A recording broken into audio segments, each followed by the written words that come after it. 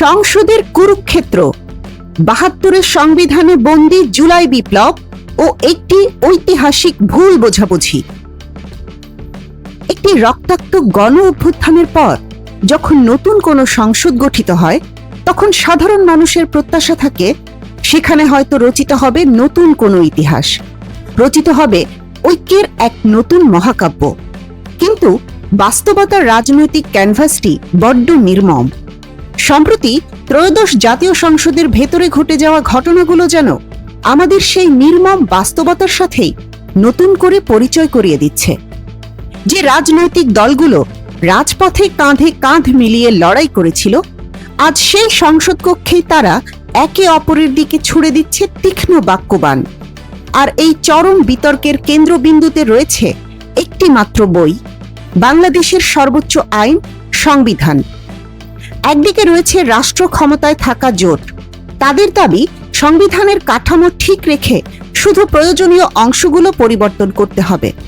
অন্যদিকে বিরোধী আসনে বসা নতুন প্রজন্মের প্রতিনিধি ও তাদের মিত্রদের হুঙ্কার, পুরনো কাঠামো ভেঙে ফেলে জুলাই বিপ্লবের স্পিরিট বা আকাঙ্ক্ষাকে ধারণ করে রাষ্ট্রের আমূল সংস্কার করতে হবে।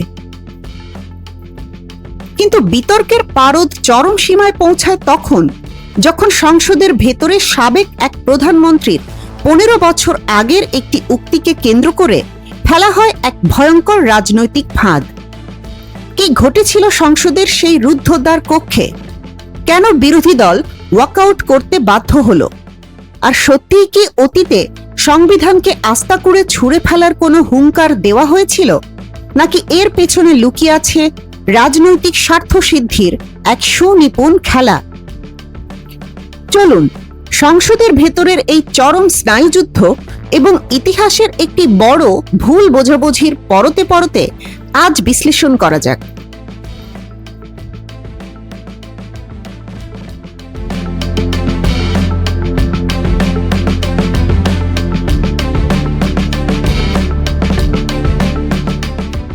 যে কোনো রাষ্ট্রের মেরুদণ্ড হলো তার সংবিধান।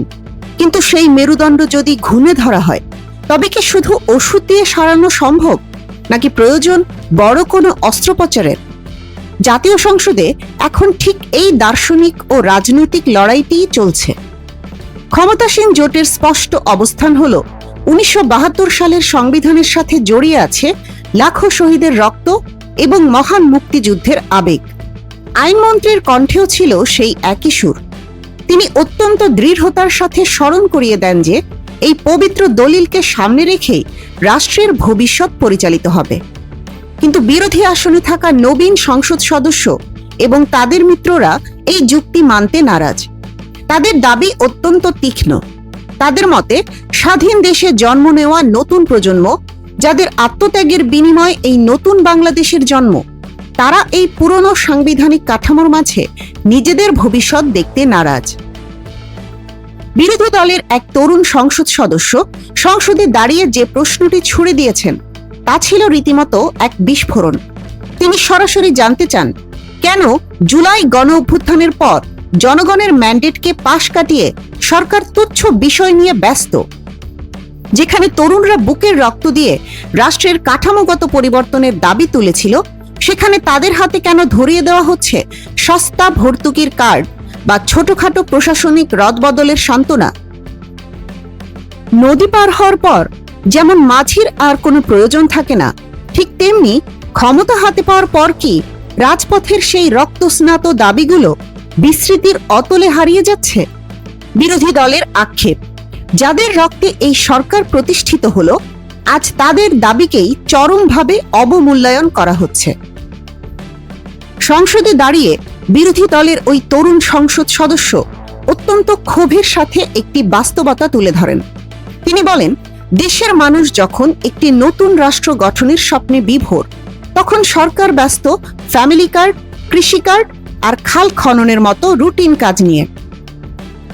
তিনি স্পিকারের দৃষ্টি আকর্ষণ করে বলেন, যেটার জন্য আজকে নির্বাচন করে আমরা এখানে নিজেরা কথা বলার সুযোগ পেলাম, সেই সংস্কারে আমরা নজর দিতে পারলাম না কেন? অফার করেছিল 24 ঘন্টা দরজা খোলা আছে, তোমরা সংশোধনের জন্য আসো।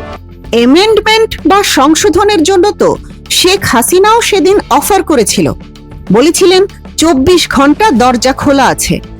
তাহলে আমরা কি মূল জায়গা থেকে আমাদের দেশের জনগণকে আবার আরেকটা জায়গায় নিয়ে যেতে চাচ্ছি? তার এই একটি কথা পুরো সংসদের পরিবেশকে স্থবির করে দেয়। জেনজি বা নতুন প্রজন্মের দাবিগুলো কি এতটাই ঠুনকো ছিল? তিনি আরো স্মরণ করিয়ে দেন, 70% মানুষ জুলাই সনদের ভিত্তিতে রাষ্ট্র গঠনের পক্ষে রায় দিয়েছে।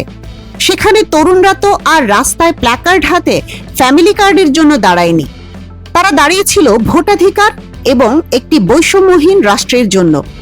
স্বাধীনতার 30 বছর পর জন্ম নেওয়া প্রজন্ম কেন তাদের মৌলিক ভোটাধিকার থেকে বঞ্চিত থাকবে, সেই জবাব তিনি সংসদের ফ্লোরে দাঁড়িয়ে চেয়েছেন। সংসদের এই উত্তপ্ত পরিস্থিতির মাঝেই ফ্লোর নেন সরকারি জোটের অন্যতম এক তুখোড় বাগ্মী ও বর্ষিয়ান সংসদ সদস্য আন্দালিব রহমান পার্থ। তিনি অত্যন্ত সুকৌশলে নতুন প্রজন্মের প্রতিনিধিদের এই একচেটিয়া দাবির কড়া জবাব দেন। তার যুক্তির মূল কথা ছিল, বিপ্লব কখনো এক রাতে হয় না, এটি কোনো জাদুর কাঠি নয়। তিনি স্মরণ করিয়ে দেন যে রাজপথের এই চূড়ান্ত বিজয় হয়তো তরুণ প্রজন্মের হাত ধরে এসেছে, কিন্তু এর পেছনের জমি তৈরি হয়েছে দীর্ঘ কয়েক দশকের রাজনৈতিক ত্যাগ, কারাবরণ এবং গুম খুনের শিকার হওয়া হাজারো নেতাকর্মীর আত্মদানের মধ্য দিয়ে। ম্যারাথন দৌড়ের শেষ ল্যাপে যে দৌড়বিদ ফিতা স্পর্শ করেন, জয়ী হিসেবে হয়তো তার ছবিটাই পত্রিকায় ছাপা হয়, কিন্তু তার মানে এই নয় যে প্রথম দিকের সেই দীর্ঘ ও ক্লান্তিকর পথ পরিক্রমায় অন্যদের কোনো অবদান ছিল না। তিনি তরুণ প্রতিনিধিদের উদ্দেশ্য করে বলেন, যখন রাজনৈতিক দলগুলোর ওপর চরম দমন পীড়ন চলছিল, যখন শীর্ষ নেতাদের কারাগারে আটকে রাখা হয়েছিল, তখন একটি বৃহত্তর রাজনৈতিক কৌশলের অংশ হিসেবেই দলগুলো সরাসরি সামনে আসেনি। এর উদ্দেশ্য ছিল আন্দোলনকে যেন কোনো নির্দিষ্ট দলের তকমা দিয়ে বিতর্কিত করা না যায়। তাই আজ ক্ষমতায় বসে নিজেদের একমাত্র ত্রাণকর্তা ভাবার কোনো সুযোগ নেই।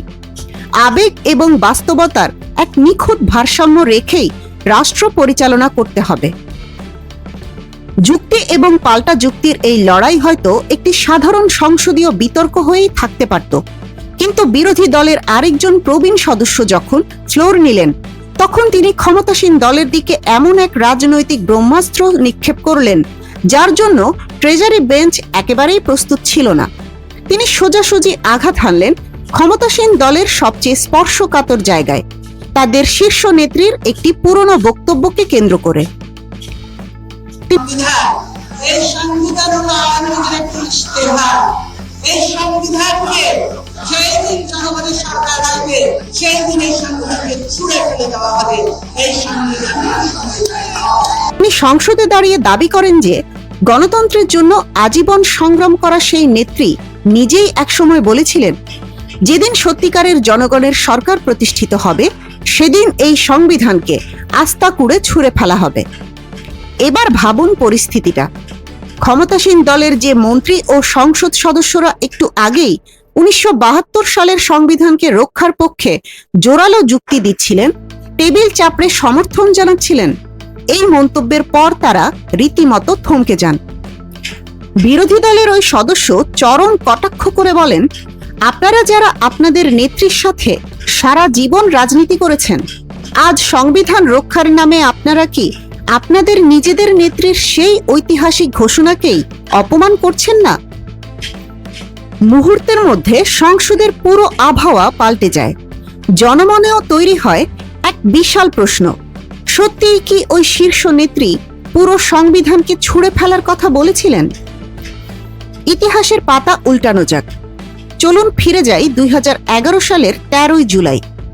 তৎকালীন সরকার যখন তাদের ক্ষমতাকে চিরস্থায়ী করার জন্য একতরফাভাবে তত্ত্বাবধায়ক সরকার ব্যবস্থা বাতিল করে সংবিধানে 15 সংশোধনী আনল, তখন দেশ জুড়ে শুরু হয়েছিল চরম রাজনৈতিক অস্থিরতা। সেই সময় এক বিশাল গণ অনশন কর্মসূচিতে দাঁড়িয়ে ওই শীর্ষ নেত্রী একটি জ্বালাময়ী ভাষণ দিয়েছিলেন। তিনি বলেছিলেন, এই যে নতুন সংশোধনীগুলো আনা হয়েছে, এগুলো আর কিছুই নয়, তৎকালীন ক্ষমতাসীন দলের একটি দলীয় ইশতেহার মাত্র। জনগণ এটি মানবে না এবং আগামীতে সরকার পরিবর্তন হলে এই সংশোধনীগুলো ছুঁড়ে ফেলে দেওয়া হবে। খুব ভালো করে খেয়াল করুন শব্দগুলো। রাজনৈতিক বিশ্লেষক এবং তথ্য উপাত্ত বলছে তিনি কখনোই পুরো স্বাধীন দেশের সংবিধান ছুঁড়ে ফেলার কথা বলেননি। তার ক্ষোভ এবং হুঁশিয়ারি ছিল মূলত ওই নির্দিষ্ট এবং বিতর্কিত পঞ্চদশ সংশোধনীর বিরুদ্ধে, যা দেশের গণতান্ত্রিক কাঠামোকে ধ্বংস করে দিয়েছিল। পরবর্তীতে তার দলের শীর্ষ নীতি নির্ধারকরাও বিষয়টি সংবাদ মাধ্যমের কাছে পরিষ্কার করেছিলেন। কিন্তু রাজনীতি বড়ই অদ্ভুত এক জায়গা। এখানে প্রতিপক্ষকে ঘায়েল করতে একটি পুরনো বাক্যের অর্ধেক অংশ কেটে নিয়ে কনটেক্সট বা প্রেক্ষাপট পরিবর্তন করে অত্যন্ত সুনিপুণভাবে ব্যবহার করা হয়। জাতীয় সংসদে ঠিক এই রাজনৈতিক স্পিন বা কৌশলেরই আশ্রয় নিয়েছিল বিরোধী দল। আর এই চরম বাক বিতণ্ডা, ভুল বোঝাবুঝি এবং নিজেদের দাবির অবমূল্যায়নের প্রতিবাদ হিসেবেই বিরোধী দল শেষ পর্যন্ত সংসদ থেকে ওয়াকআউটের পথ বেছে নেয়। কিন্তু দিনের শেষে একটি প্রশ্ন থেকেই যায়, সাধারণ মানুষ যারা নিজেদের জীবনের ঝুঁকি নিয়ে রাস্তায় নেমেছিল একটি বৈষম্যহীন রাষ্ট্রের স্বপ্নে, তারা কি সংসদে এই কাদা ছোড়াছুড়ি দেখার জন্য প্রস্তুত ছিল? সংবিধান কি শুধুই একটি আইনি দলিল, নাকি এটি একটি জাতির এগিয়ে যাওয়ার পথনির্দেশক? একে সংস্কার করা হবে নাকি সামান্য ঘষা মাজা করে চালিয়ে দেওয়া হবে, সেই সিদ্ধান্ত রাজনৈতিক দলগুলোর অহংবোধ থেকে আসা উচিত নয়, বরং আসা উচিত 18 কোটি মানুষের বৃহত্তর স্বার্থের কথা চিন্তা করে। আজকের এই সংসদীয় কুরুক্ষেত্র হয়তো আগামী দিনের আরো বড় কোনো রাজনৈতিক ঝড়ের পূর্বাভাস মাত্র। এই বিতর্কের শেষ কোথায়? দেশের রাজনীতির এমন সব গভীর বিশ্লেষণ, পর্দার পেছনের ছক এবং এক্সক্লুসিভ খবরের জন্য চোখ রাখুন আমাদের চ্যানেলে।